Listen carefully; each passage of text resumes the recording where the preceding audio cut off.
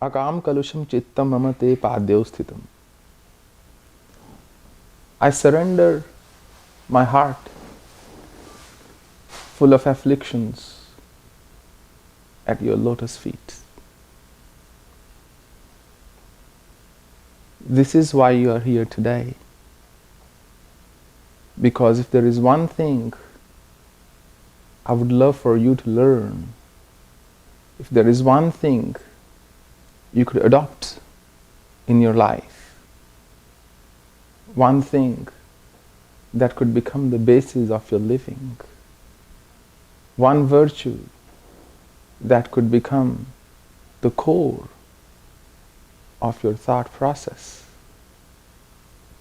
it is surrender. Surrender does not mean you surrender everything to God in your thoughts or in your actions, saying, I surrender everything to you, you are the doer. I'm talking about surrender purely from a different perspective. My definition of surrender, the one you will get from meditation, is so that you're able to surrender all undesirable thoughts. If you could surrender what you don't want to keep, there will be no habits that will bug you. There will be no reflexes in your actions. There will be no thoughts that can bother you. So if I ask you, who are you? If I really ask you, who are you? You might be tempted to give me the textbook answer, that you are that.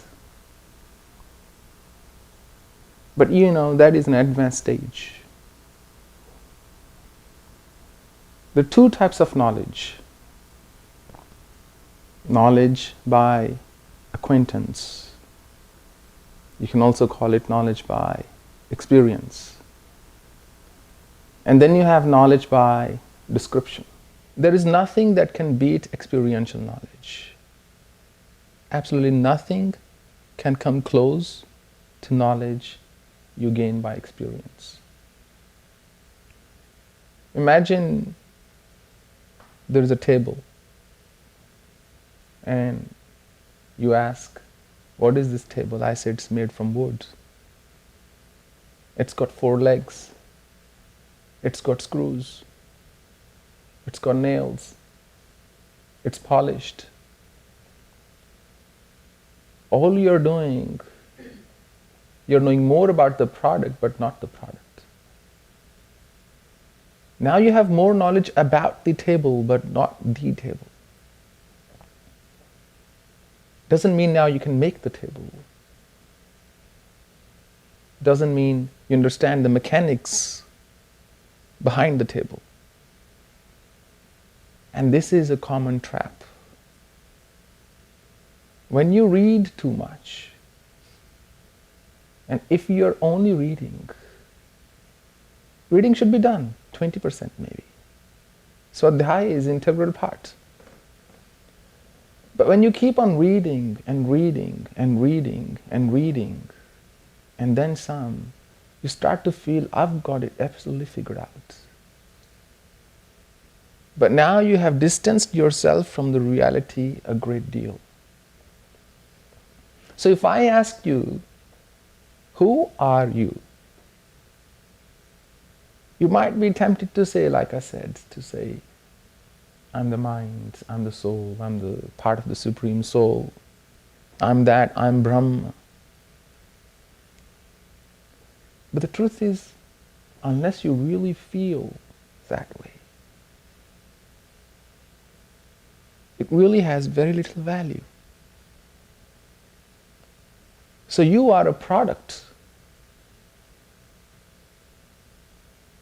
of your habits, your emotions, your thoughts, and your reflexes. too much of automatic stuff happening in life.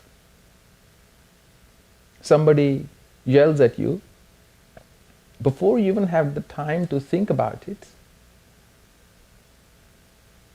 you get upset. Before you could think about it, that how do I want to take it, it's already too late. You've already got the guns out. Why? You don't want it. Nobody wants to be angry. Nobody wants to fight. Because these are ingrained thought patterns in your mind.